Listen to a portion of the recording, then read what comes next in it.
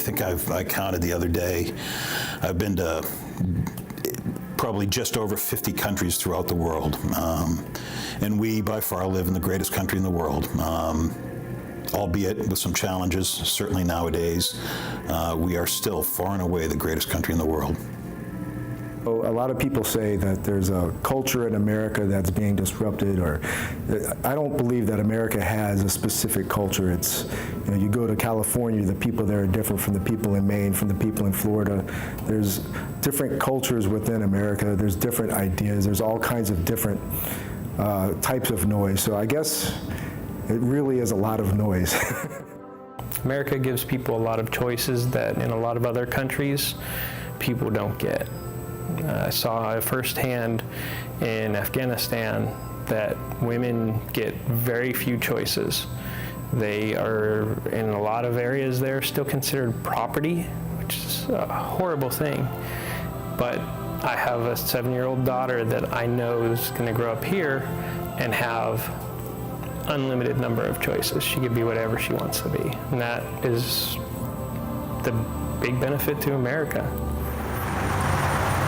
Again, I think this is an opportunity, a place of opportunity for everyone. That's what I think America is about.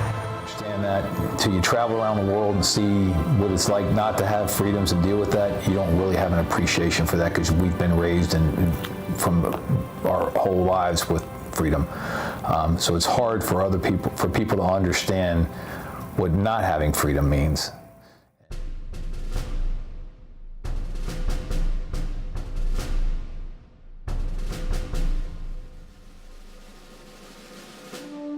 When recognizing a veteran that there's that they've given up a portion of their life in order for the greater good, for the opportunity for everybody to have these freedoms and these rights, and you know, not all veterans have served in a combat aspect, but many of us have supported those kind of missions.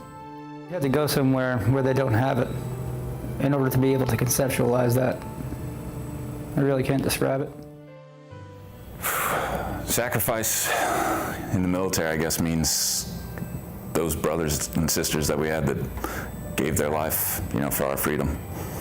I think that's really what it comes down to in the military when you're talking about sacrifice.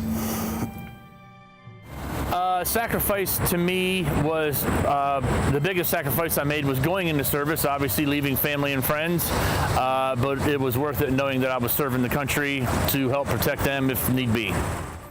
To sacrifice, you can sacrifice your time, you work hard and sacrifice, like I said, time away from family.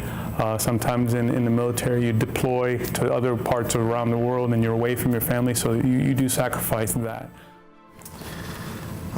Sacrifice means to me the ability to give up something for the greater good of other people.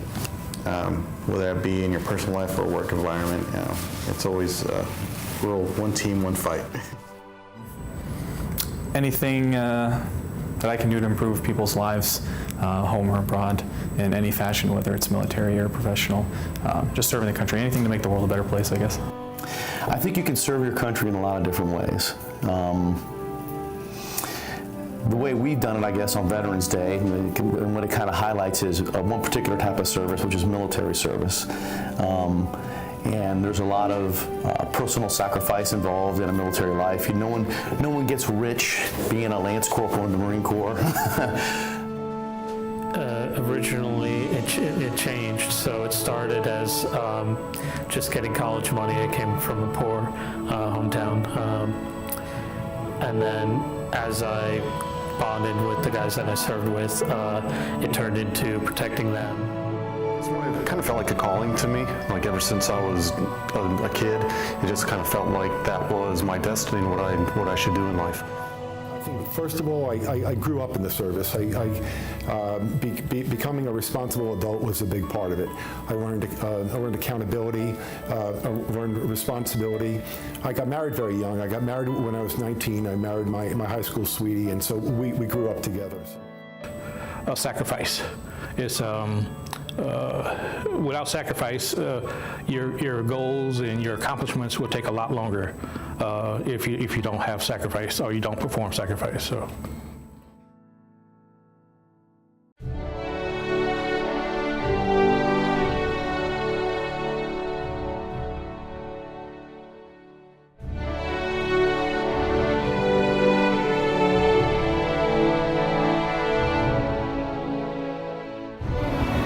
I love the uniform, and I love the camaraderie, the discipline, the dedication to doing a job every day, and it's shaped basically everything that I've done since I was a young 19-year-old kid without too much of anything else in my life.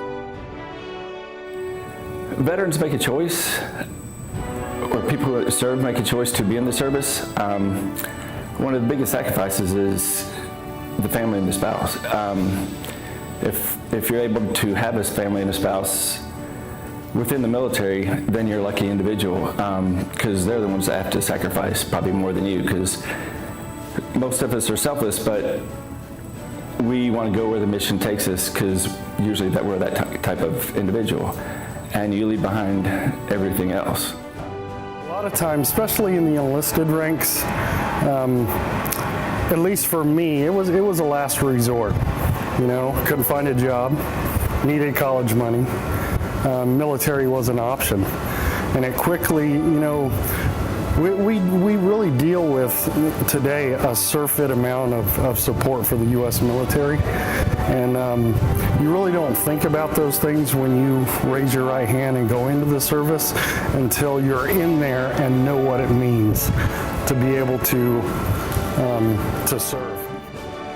Overall, gives you a sense of pride, you know, a sense of belonging. I met great friends. The camaraderie is still there, and you know, once a Marine, always a Marine. Service means going beyond working for yourself and then doing something for someone else. In this case, it's going out and doing the hard job, going out into the desert, or going out on a deployment, or standing watch, standing guard.